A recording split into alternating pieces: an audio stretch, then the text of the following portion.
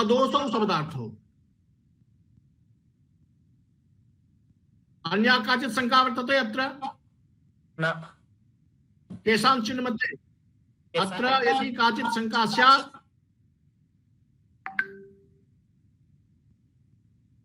नास्ति चेत् अग्रे गच्छामः। जी। अग्रे वर्तते सगुणौ। सगुणौ पदेन गुणसहितौ शब्दार्थौ। गुणपदेन कस्य ग्रहणं? जानन्ते भवन्तः यत् ओज प्रासाद माधुर्य एते त्रयो गुणाः सन्ति। आचार्य मम्मटतः पूर्वं 10 गुणानां चर्चा भवति स्म। तस्मात् पूर्वं 20 गुणानां चर्चा भवति स्म। यद्यपि यदा 20 गुणानां चर्चा भवति स्म तत्रापि नाम 10 एव आसीत्। परिभाषा पृथक् पृथक् भवति स्म। शब्दे पृथक् परिभाषा, अर्थे पृथक् परिभाषा, अतएव 20 नाम्ना 10 एव आसीत्। परंतु आचार्य मम्मटेन मनोवैज्ञानिकाध्ययन पुरस्सरं तेषां गुणानां संख्या अल्पीकृता। तेषां गुणानां संख्या अभवत् 3 त्रयस्ते न पुनर्दश इति आचार्य मम्मटस्य कथनम्। यतो हि काव्यस्य रसास्वाद काले चित्तस्य त्रिविधा स्थितिः भवति। द्रुति, दीप्ति, विकासश्च। यदा चित्तस्य 3 अवस्थाः भवन्ति तर्हि गुणाः अपि 3 एव भवन्ति, 3 एव भवन्ति, न तु 10। अतएव तेन लिखितं केचिदन्तर भवन्त्येषु दोषत्यागात् परेश्रिताः अन्ये भजन्ति दोषत्वं त्रयस्ते न पुनर्दश। एते 3 एव सन्ति। तो दोषाभावः परमावश्यकः, गुणस्य युक्तता परमावश्यकी। शब्दार्थयोः गुणत्वं स्यात्। अत्रापि आचार्य विश्वनाथेन काचित् शंका कृता वर्तते। यदि उच्यते चेत् तर्हि तेन यथा तत्र अदोषयोः खण्डनं कृतं तथैव अत्र गुणविषयेपि तस्य कुठाराघातो वर्तते। परन्तु तत्रापि चिन्तनीयं यत् यथा सामान्यतया आचार्य विश्वनाथः कुठाराघातं करोति, यत् गुणः भवति आत्मनः, आत्मनो धर्मः, आत्मा वर्तते रसः। आचार्य विश्वनाथस्य कथनमस्ति कि यदि रसः आत्मा वर्तते, रसस्य धर्मः वर्तते गुणः, तर्हि उभयोर्मध्ये धर्मी धर्म भेदेन धर्मिणः रसस्य प्राधान्यम्। अधर्मिणः रसस्य यदा प्राधान्यं तर्हि गुणशब्दस्य योजना कथं कृता? धर्मी धर्मिणोर्मध्ये धर्मिणः एव ग्रहणं वरं प्रधानयोर् विवक्षायां प्रधानस्यैव ग्रहणं भवति, न तु अप्रधानस्य। जब दोनों की उपस्थिति है, प्रधान और अप्रधान की, तो उसमें अप्रधान का ग्रहण क्यों किया जाए? रस जो है वो है आत्मा, वो है सर्वभूत प्रधान तत्व। गुण जो है वो रस का धर्म है। रस का धर्म है तो फिर रस का ग्रहण क्यों नहीं किया गया जो रस का धर्मभूत गुण का ग्रहण किया गया? इसलिए आचार्य मम्मट को सगुणों नहीं कहना चाहिए था, सरसों कहना चाहिए था। यदि वो सरसों मान ले तो फिर हमें कोई झंझट नहीं है। परंतु अस्माभिः विचारणीयं यत् आचार्य मम्मटेन सगुणौ इति उक्त्वा को दोषः विहितः। यतो हि गुणस्य सत्ता आत्मनि वर्तते इति सत्यं। गुणः शरीरस्य धर्मः नास्ति। यथा तेजः, विद्वत्ता, पाण्डित्यं, बल इत्यादि, शौर्यम् आत्मनो धर्मः भवन्ति।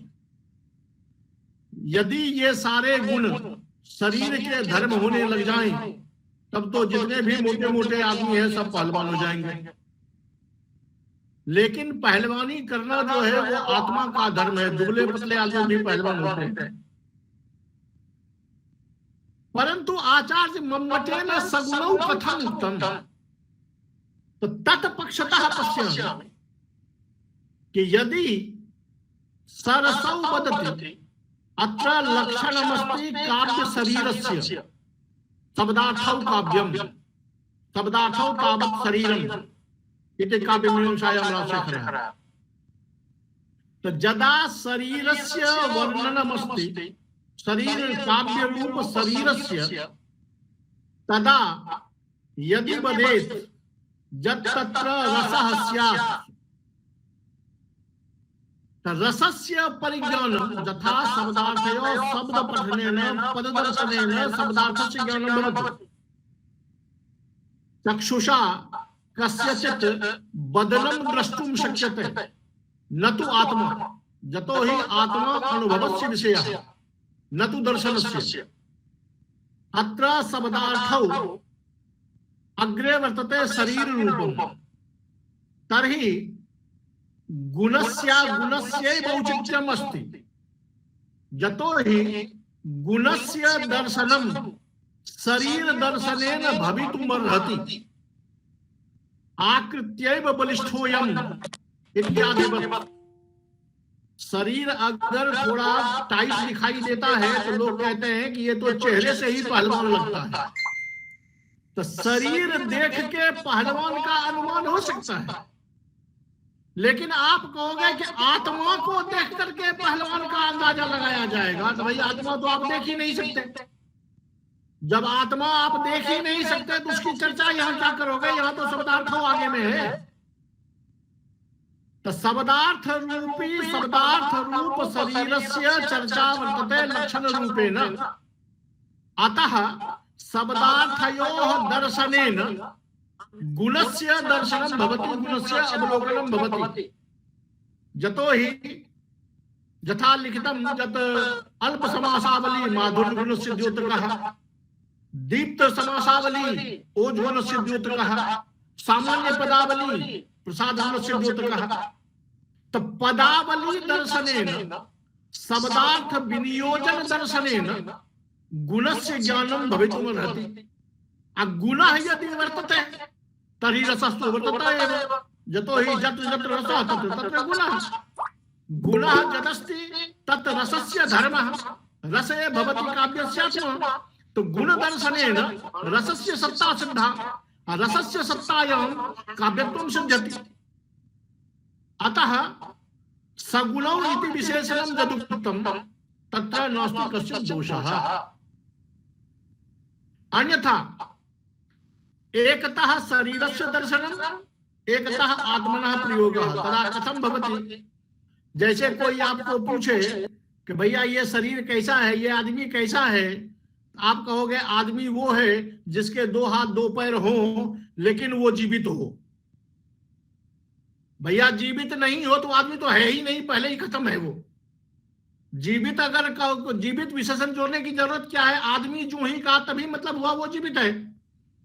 काव्य पद जो ही कहा तभी रस तो है ही, बिना रस के तो काव्य हो ही नहीं सकता, क्योंकि वो काव्य की आत्मा है। इसलिए उसको दोबारा कहने की आवश्यकता क्या थी? शरीर दर्शने नैव तस्य आत्मनोपि परिचयः स्यात् एतदर्थमेव सगुणौ इति विशेषणं युक्तं तत्र। अतएव उक्तं आचार्य मम्मटेन शब्दार्थौ सगुणौ। अंतिमं विशेषणम् अस्ति अनलंकृति पुनः क्वापि। अनलंकृति पदेन नो अलंकृति अलंकृति सामान्यम यथा अदोषो इत्युक्तमासीत्। तो अनलंकृति पदेन अभवत् यत्र अलंकारः नास्ति। एतेन सिद्ध्यति यत् अलंकार विहीनयोः शब्दार्थयोः काव्यत्वम्, परन्तु एतादृशी स्थितिर्नास्ति। अतएव उक्तं पुनः क्वापि। अनलंकृति पुनः क्वापि। क्वापि यदि अनलंकृति वर्तते, अर्थात यदि कुत्रचित अलंकारा भावे शब्दार्थयोः सत्ता वर्तते अतत्र सगुणत्वम् अस्ति निर्दोषत्वम् अस्ति तर्हि अलंकारा भावेपि काव्यत्वं स्यात्। अपि पदेन व्यज्यते कि यदि अलंकारस्य सत्ता वर्तते तर्हि काव्यत्वम् अस्त्येव नास्ति काचित् क्षतिः। यदि क्वचित् स्फुटालंकारा भावोऽपि वर्तते तथापि काव्यत्व हानिः न स्यात्।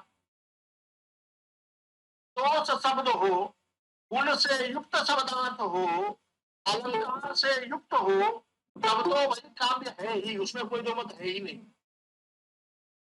कहना ये है कि यदि शब्दार्थ दोष से रहित हो, गुण से युक्त हो, लेकिन यदि अलंकार की स्पष्ट सत्ता दिखाई न देती हो तो भी काव्यत्व की हानि नहीं होगी, अर्थात काव्य होगा। पुनः क्वापि पुनः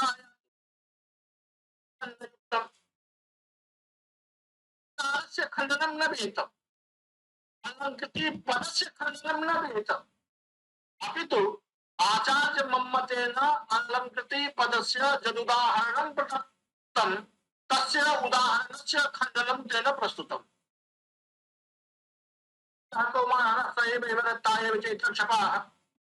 चोन्मीलितमालती सर्वया प्रवरा कदम्बानिलाः सा चैवास्मि तथापि तत्र श्रुत व्यापार लीला विधौ रेवारोधसे वेतसे तले चेता समुत्पन्नः। मम्मतस्य पक्षं पश्यामि। मम्मतेन अलंकृति इति पदस्य कथम् उदाहरणं दत्तम् अत्र। जहाँ कौमार हरः स एव हि वरः इति पद श्रवण मात्रे नैव श्रृंगार रसस्य प्रवाहः आरभते तावत् प्रचलति। अयं प्रवाहः एव सहृदयानाम् आनन्दम् उत्पादयति। सहृदयाः अत्र श्रृंगार रसे विनिमज्जिताः भवन्ति जहाँ कौमार हरः श्रवण मात्रादेव। रसध्वने एतादृशी प्रबला स्थितिः वर्तते। अलंकार ध्वनि का सत्ता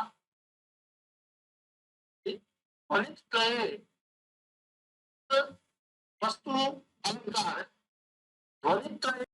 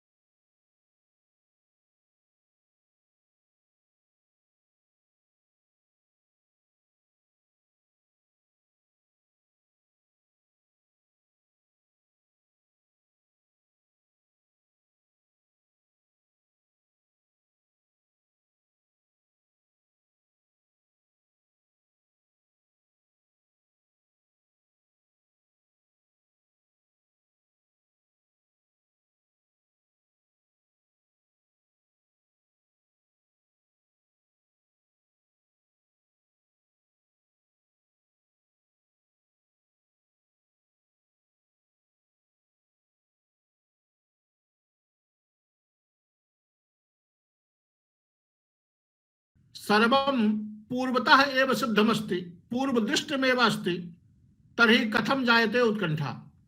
अतः उत्कंठायाः कारणं नास्ति। कारणाभावेपि कार्योत्पत्तौ विभावनालंकारस्य स्फुटत्वम्।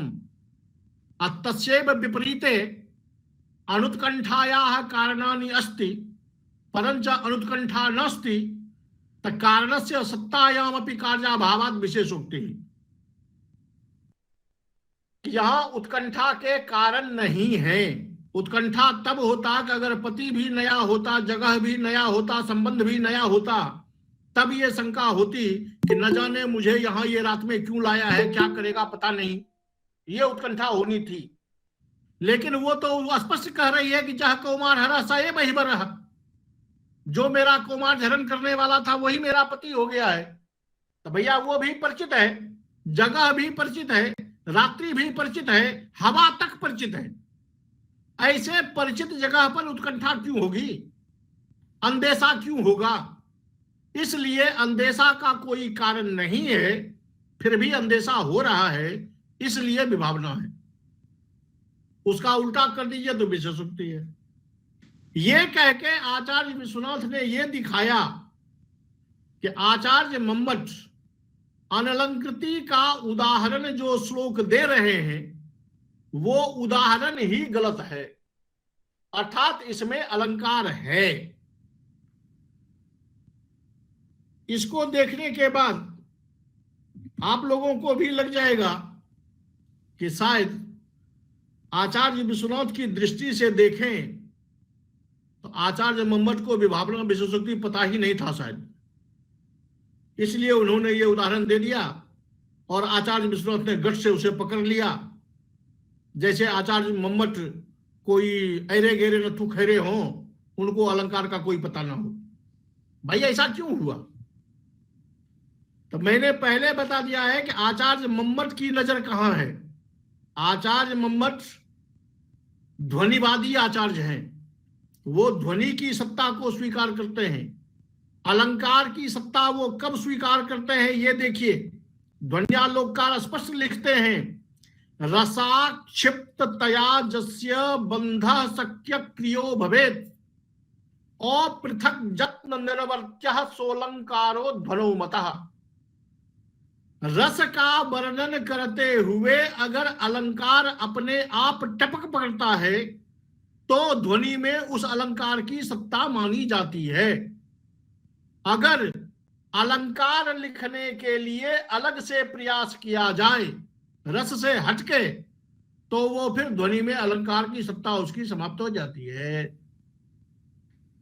यहां पर विश्वनाथ जैसे अलंकार निकाल रहे हैं तो वो देखने के बाद स्पष्ट होता है कि जबरन खींच के आचार्य विश्वनाथ अलंकार को निकाल रहे हैं, क्योंकि जावत पर्यंतम अस्य श्लोकस्य श्रवणम भवति कि जह कौमार हरा सएव हि वरः ताएव चैत्र क्षपास्ते चोन्मीलित मालती सुरभया प्रौढ़ा कदम्बा नीला सा चैवास्मि तथापि तत्र सुरत व्यापार लीला विधौ रेवारोधसि बेतसि तरुतले चेतः समुत्कंठते एतावत् काल पर्यंतम समेषां सहृदयानां नयनयोः हस्सा नायिका भवति आज तत्तटं भवति तद बेतसी बलम भवति अलंकारस्य दर्शनम कस्याप्यग्रे नास्ति। परंतु आचार्य विश्वनाथ अलंकारम निष्कासयति बलात्, तो यदा श्लोके बलात् अलंकार ग्रहणं भवति तदा ध्वन्यात्मक काव्यत्वात् तत्र अलंकारस्य सत्ता नैव ग्रहीतुं शक्यते। अतः आचार्य मम्मटेन यदुक्तम यत्र स्फुटालंकारा भावेपि नो काव्यत्व हानिः तत् उचितम एव।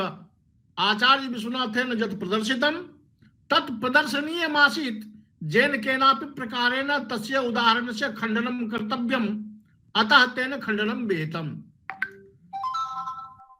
एवमेव नहीं, यदि प्रयास पूर्वकं तेन विभावना विशेषोक्त्योः अन्वेषणं कृतं तस्मात् सुलभम आसीत् जह कौमार हरः स एव हि वरः इत्यत्र रकारस्य प्रयोगात् शब्दानुप्रासः अनुप्रासालंकारस्तु वर्तते एव। अस्यालंकारस्यापि प्रदर्शनेन अलंकृति इत्यस्य हानि इत्यस्य खंडनं भवितुमर्हति स्म, परंतु तेन तथा न कृतं। यतो हि ते जानन्ति स्म कि यदि रकार पदेन अनुप्रास प्रदर्शन पूर्वकम् अलंकृति पदस्य खंडनं स्यात् तर्हि अग्रे विरोधः स्यात्। यतो हि र वर्णः श्रृंगारस्य अनुकूलत्वं नार्हति, प्रतिकूल वर्णस्य अनुप्रासे सति रसस्य हानिः स्यात्। अतः तेन रकार जनित जह अनुप्रासः तस्य वर्णनम न कृतम तस्य विवेचनम न कृतम अपितु विभावना विशेषोक्त्योः अन्वेषणम कृतम तर्हि तत्र द्रष्टव्यम कि यदि अत्र रसस्य चिंतायां रकार जनित अनुप्रासस्य ग्रहणम नाभवत् तर्हि तत्र रसध्वनेः प्रवाहे पुनः बलात् विभावना विशेषोक्ति रूप अलंकारस्य अन्वेषणेन को लाभः। जैसे कि आप अगर सोने का चेन गर्दन के ऊपर में पहने रहो ताकि लोग देख सकें तो लोग कहेगा कि हाँ भाई अलंकार है। अगर इस अलंकार को आप 3 पीस कोट के नीचे डाल के रखो ऊपर से बटन लगा के और टाई लगा के तो कौन कहेगा कि आपको अलंकार है? कोई नहीं कहेगा। कोई आपका बटन फाड़ के थोड़े देखने जाएगा। उसी तरह अलंकार की सत्ता अगर छलकती नजर आती हो तब तो अलंकार अलंकार है। बाबा विश्वनाथ को यह छलकता हुआ नजर नहीं आता है, बल्कि वो कोट का बटन फाड़ के और कमीज तक फाड़ के निकाल रहे हैं कि देखो भाई इसके गर्दन में हार है। तो एतादृशानाम अलंकाराणाम सत्ता ध्वनि काव्ये कदापि न भवितुमर्हति जतो हि ध्वन्यालोककारस्य स्पष्टं कथनं रसाक्षिप्ततया जस्य बन्धः शक्यक्रियो भवेत् अपृथग् निर्वर्त्या सोऽलङ्कारो ध्वनौ मतः। एवं प्रकारेण आचार्य मम्मटेन यदुक्तं जा परिभाषा तेन विहिता सा एव सर्वोपरि परिभाषा वर्तते। एतेषां समेषां आक्षेपोऽपि वर्तते परन्तु आक्षेपस्य सत्तायामपि तस्य परिभाषा सर्वश्रेष्ठा परिभाषा वर्तते। अनन्तरं किंचित समयम् अधिकं गृह्णामि यतो हि किमपि अवशिष्टं वर्तते इदानीम्, अन्यथा समयस्तु सञ्जातः प्रायः। कि शब्दार्थौ काव्यमिति उक्तं तेन अदोषौ पदेन दोषस्य हानिरभवत् मन दोषस्य निराशः। गुणस्य सत्ता यदा स्थापिता तदा रसस्य सत्ता स्थापिता अर्थात रसः वर्तते। अलंकारस्य स्थिता अलंकारस्य जा स्थितिः वर्तते सा हकार नकारयोर मध्ये वर्तते। यानी ये कहिए कि दोष जो है वो पूरा निगेटिव है, दोष नहीं ही होना चाहिए। दोष होगा तो काव्य नहीं होगा। गुण की सत्ता पॉजिटिव है कि गुण होना ही चाहिए, गुण नहीं होगा तो काव्य नहीं होगा। अलंकार की सत्ता न्यूट्रल में है, अलंकार रहे तो भी काव्य है, अलंकार न रहे तो भी काव्य है। अस्याम परसितो जद रसः रस एव सर्वोपरि वर्तते। अन्यत्र जस्य कस्यापि परिभाषायां पश्यामश्चेत् एतदेव सर्वमस्ति सर्वत्र। यथा सर्वप्रथमं काव्यं ग्राह्यम् अलंकारात् येनोक्तमासीत् अलंकारवादिभिः तत्र अलंकारः उपमा रूपकम् इत्यादि पदं न ग्राह्यम्। उपमा इत्यादि काव्यं न भवति, अपितु तत्रैव तेन द्वितीय कारिकायां लिखितं सौन्दर्यम् अलंकारः। तन्मतेन अलंकारः कः तत्सौन्दर्यम्। यदा सौन्दर्यम् अस्ति काव्ये तदा तत् काव्यम् अन्यथा काव्यं नास्ति। सौन्दर्यं किं नाम? सौन्दर्यं तदेव यत् आचार्य ध्वन्यालोककारस्य मतेन लावण्यम्। यथा लावण्यं तेन लिखितमस्ति विभाति लावण्य मिवांगनासु कि यत् किमपि तत्त्वम् अस्ति ध्वनि नामक तत्त्वं तत् अनयोः शब्दार्थयोः एव तिष्ठति, अस्यामेव रीतौ तिष्ठति, परंतु दृग्गोचरी न भवति। नाक कान मुंह आंख दिखाई देता है लेकिन सुंदरता दिखाई नहीं देती। सुंदरता इस रूप में दिखाई देती है कि सुंदरता इसमें है, ऐसा हम अनुभव तो करते हैं, लेकिन सुंदरता नाम का कोई अंग विशेष नहीं है जिसको पकड़ के दिखा दिया जाए कि यह सुंदरता है। लेकिन सुंदरता इसी नाक कान आंख में है। तो जत्र तल्लावण्यम काव्ये शब्दः वर्तते, अर्थः वर्तते, रीति वर्तते, गुणः वर्तते, अलंकारः वर्तते, सर्वमस्ति। एतेषु एव भवति तल्लावण्यम।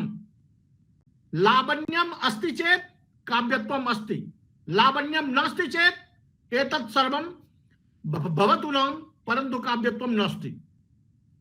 तदेव तत्र आसीत् अलंकारः सौन्दर्यम अलंकारः। सौन्दर्यम कदा आयाति? यदा दोषः न स्यात्, गुणस्य सत्ता स्यात्, अलंकारस्य सत्ता स्यात्, तदा आयाति सौन्दर्यम। लावण्यम तदेव आयाति। वक्रोक्ति काव्य जीवितम। वक्रोक्ति पदेन वक्रोक्ति अलंकारस्य बोधो न विधेया। सामान्यतया जो स्वभावोक्ति और वक्रोक्ति अलंकार है, उस वक्रोक्ति अलंकार को मत लीजिए, वो काव्य नहीं है। वक्रोक्ति उनका क्या है?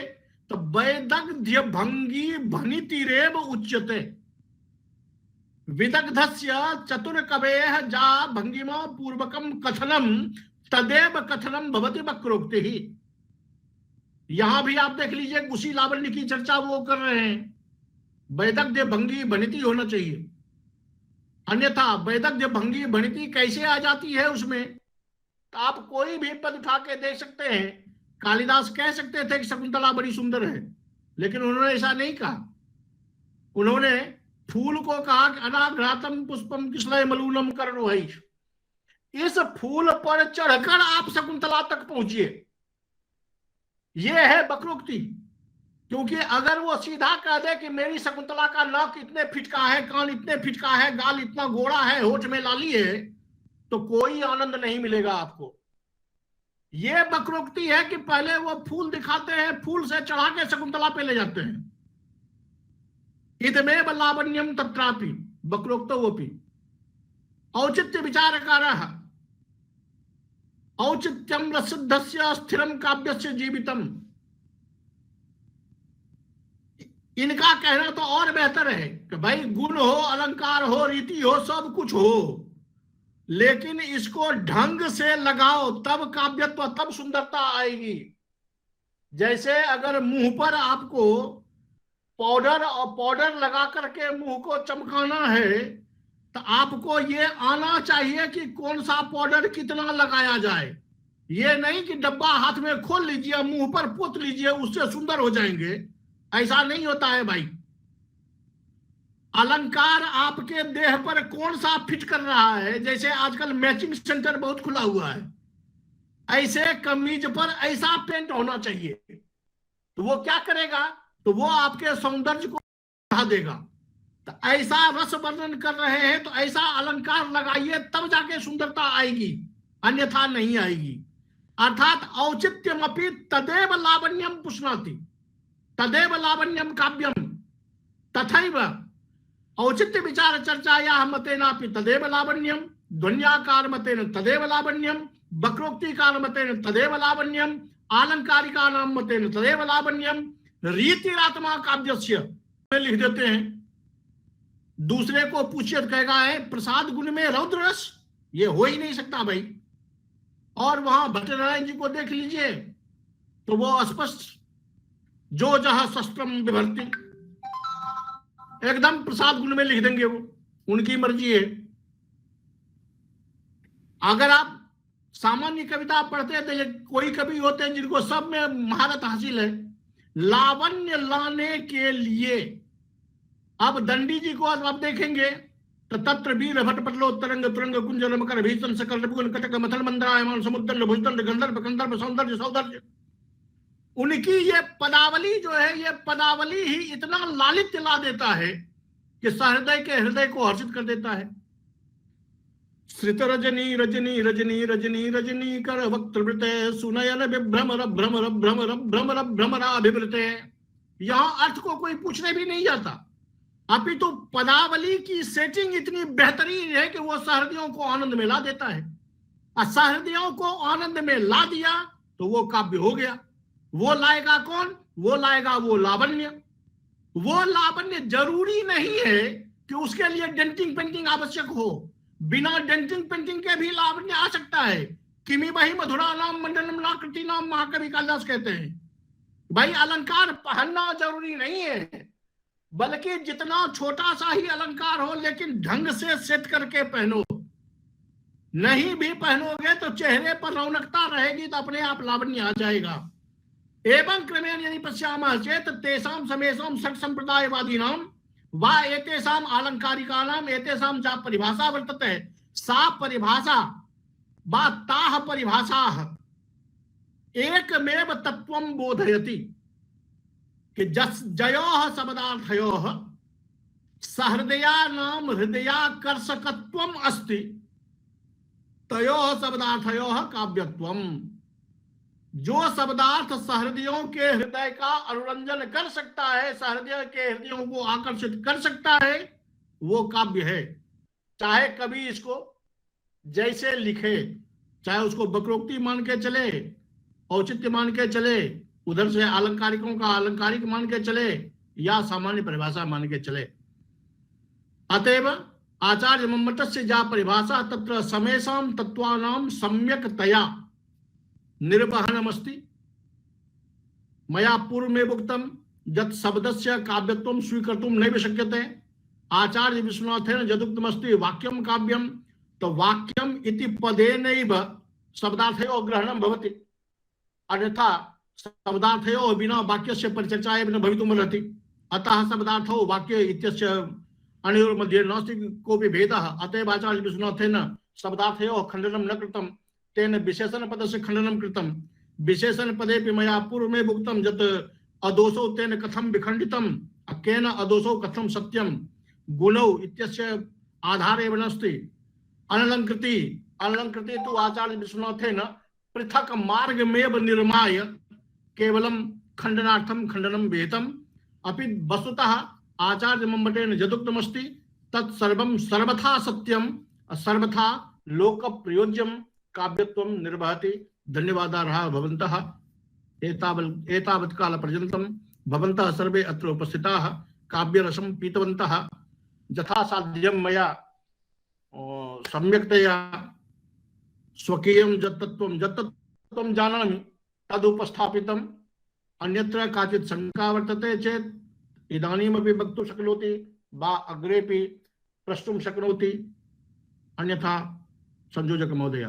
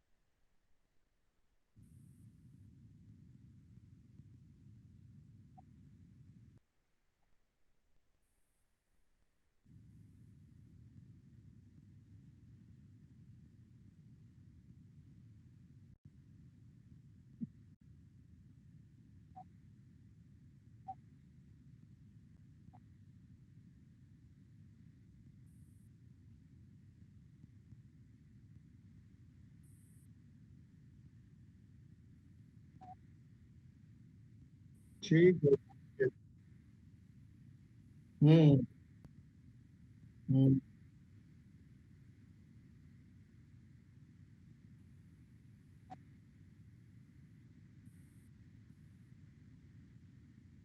ठीक है, आप लोग अपना विषय चुनते रहिए, कक्षा निर्धारित करते रहिए, हम तो उपस्थित ही है।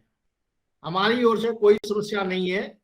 विशेष वो तो पहले बात कर लेंगे, विशेष कोई काम हो गया तो अलग बात है, नहीं तो हम उपस्थित हैं। विषय आप लोग चुन लो अपने हिसाब से, क्योंकि अब बहुत सारे लोग पढ़ाई में अध्यापन में हैं, तो उनको कहाँ क्या चीज की नई आवश्यकता है, जिससे थोड़ा और स्पष्टीकरण हो जाए, वो अपने छात्रों को और सुदृढ़ कर सकें। हम सर्वदा तैयार हैं, जब भी हो। ठीक है।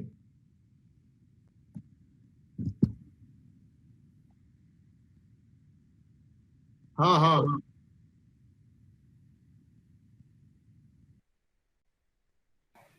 गुरुजी यदि अगला व्याख्यान अविदा हाँ हाँ, दीपक पांडे बोलो।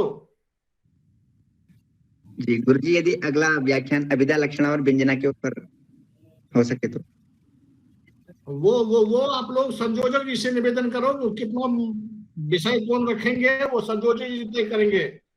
आप लोगों जी का जैसा डिमांड होगा वैसा वो तय करेंगे। जी ठीक है। आप लोग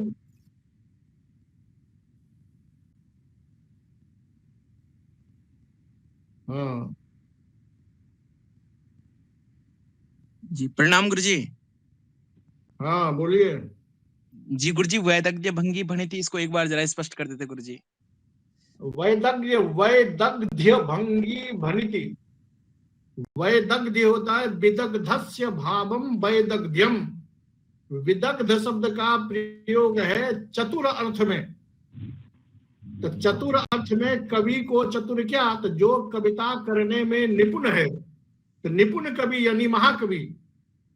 महाकवियों की भंगिमा पूर्वक जो भणिति होती है, जो कथन होता है, जैसे आप हिंदी में भी कविता पढ़ते हो, तो आप सामान्यतया हम बोलेंगे तो टूटी फूटी भाषा में होता है, कवि उसको प्रवाह में जोड़ता है। जैसे वो दिनकर की कविता पढ़ी है ना, सहधूप घाम पानी पत्थर पांडव आए कुछ और निखर, सौभाग्य न सब दिन सोता है, देखें आगे क्या होता है। एक लय बन जाता है, उस प्रवाह में चलता है वो। जब कवि को कहना होता है, जानकी वल्लभ शास्त्री कविता लिखते हैं ना, ऊपर ऊपर पी जाते हैं जो पीने वाले हैं, कहते ऐसे ही जीते हैं जो जीने वाले हैं। इस नृशंस छीना झपटी पर फटकपटी पर उन्मत्त बादल व्यर्थ मगन मंडराता है, इतराता इतना सुख है गर्जन तर्जन पर झूम झूम कर निर्जन में क्या गाता है। अब कवि कह रहे हैं मेघ को, कह किसको रहे हैं ये सबको पता चल रहा है। तो ऊपर ऊपर पी जाते हैं जो पीने वाले हैं, और कहते ऐसे ही जीते हैं जो जीने वाले हैं। तो कवि किसको कह रहा है, कहां चोट कर रहा है, यह समझ सबको ही रहा है। लेकिन जो आप समझ रहे हैं वो कवि नहीं कह रहा है। ये है वैदग्ध्य भंगी भनिति, कि तीर मारेंगे पूरब की ओर लेकिन लगेगा पश्चिम वाले को। सामान्य आदमी होगा तो वो पश्चिम को तीर मारेगा, लेकिन वैदग्ध्य भंगी भनिति तब होता है जब बाण चले कहीं और लगे कहीं और। यही वक्रोक्ति है। वक्रोक्ति मतलब टेढ़ी उक्ति। टेढ़ी उक्ति का मतलब क्या, वक्रोक्ति अलंकार जो है वो नहीं, बल्कि कवि का वो कथन जो घूम के व्यंजना के द्वारा अपने तथ्य तक पहुंचता है। वैसे सीधा तो अभिधा से पहुंचेगा, व्यंजना के द्वारा जब वो पहुंचता है तो वक्रोक्ति हो जाता है। ये तात्पर्य है उनका।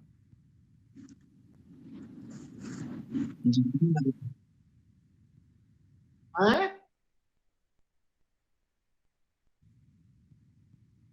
ना ना ना ना, वैदग्ध्य है विदग्धता पूर्ण, चतुराई पूर्ण। चतुराई पूर्ण से मतलब क्या है, तो चतुराई पूर्ण कवि की चतुराई है व्यंग्य प्रयोग में, कि व्यंग्य प्रयोग करने में जो कुशल हो चुके हैं कवि, उनकी जो भणिति है, उनका जो कथन है, वो कथन कैसा होता है? तो भंगिमा पूर्ण होता है। जैसे स्टेज पर चलना हो तो सीधा चल लीजिए तो उसका कोई महत्व नहीं है। वही अगर भरतनाट्यम की नर्तकी हो तो चलेगी वो भी स्टेज पर, लेकिन उस समय उसके पैरों में जो लचक होती है, सामान्यतया रोड पर चलती है तो लचक नहीं होती, लेकिन स्टेज पर जब उसके कमर में लचक आती है तो वो लचक सहर्दियों को आनंद पैदा करती है। वो है भंगी भनिति, वो है भंगिमा पूर्ण चलना। वो भी किसका? तो वैदग्ध यानी महाकवियों की वाणी में।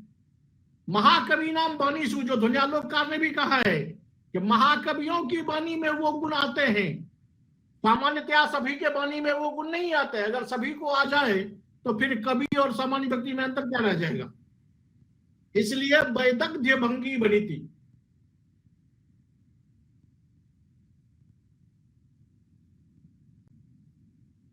और कुछ? हरि ओम। हाँ हरि ओम जी। ध्वनि आगच्छति? हाँ, एवं आगच्छति। हाँ गुरुजी, सादर प्रणाम। हाँ, खुश रहिए। गुरुजी, आज आपके व्याख्यान को सुन करके धन्य हुए हम सब। बहुत पुरानी परंपरा का स्मरण हो रहा है। हम लोग भी 2005-06 में पढ़ा करते थे। कभी प्रोफेसर रमेश चंद्र चतुर्वेदी गुरुजी विद्यापीठ और कभी वायुनंदन पांडे गुरुजी भी आकर के इस प्रकार काव्य प्रकाश के व्याख्यानों को दिया करते थे। मैं नवीन जसोला बोल रहा हूँ गुरुजी। अच्छा, नवीन जसोला बोल रहे हैं। बोलिए बोलिए बोलिए। जी जी गुरुजी। हाँ, जी गुरुजी।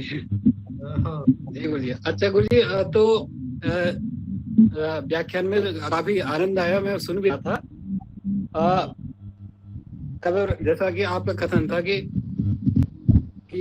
धन्यवादी आचार्य हैं काव्य प्रकाशकार, तो इसके कुछ बहुत सख्त आधार किस प्रकार माने हम कि धन्यवादी आचार्य ही हैं? भाई, और जैसे आचार्य मोहम्मद का दूसरा नाम ही है प्रतिष्ठापन परमाचार्य। जी जी जी जी। ये आचार्य मोहम्मद ही वो आदमी है जिन्होंने काव्य प्रकाश के 5वें उल्लास में सभी दर्शनों को ये समझा दिया कि ध्वनि मानना आवश्यक है, व्यंजना माननी आवश्यक है। अन्यथा आचार्य आनंद वर्धन ने ध्वनि की स्थापना कर दी, ध्वनि का विवेचन बता दिया, लेकिन मीमांसा शास्त्र को ध्वनि मानना आवश्यक है, व्यंग माने बिना उसका काम नहीं चलेगा, ये आचार्य मोहम्मद ने ही किया पढ़ने में आके। इसलिए वो ध्वनिवादी आचार्य जी हैं। ये सिद्ध है। जी धन्यवाद गुरु जी, बहुत बहुत धन्यवाद। चलिए,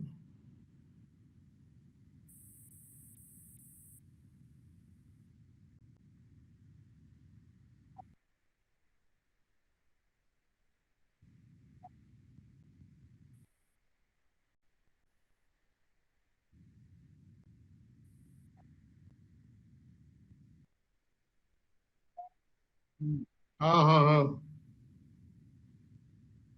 हाँ, आप विसर्जन किया जाए।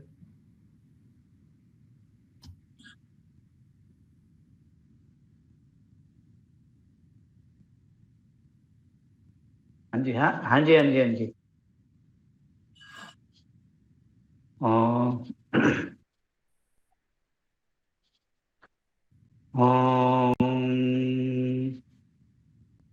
पूर्णमदः पूर्णमिदं पूर्णमुदच्यते पूर्णस्य पूर्णमादाय पूर्णमेवावशिष्यते। ॐ शान्ति शान्ति शान्तिः।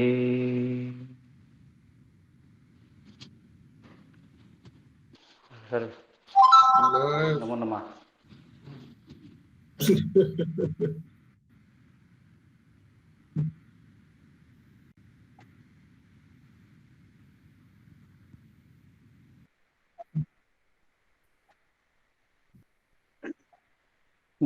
बहुत बहुत धन्यवाद गुरु जी, खुश रहिए। बहुत बहुत धन्यवाद गुरु जी। छात्रों को बहुत लाभ मिला। नमो नमः। नमो नमः सर्वेषां। नमो नमः।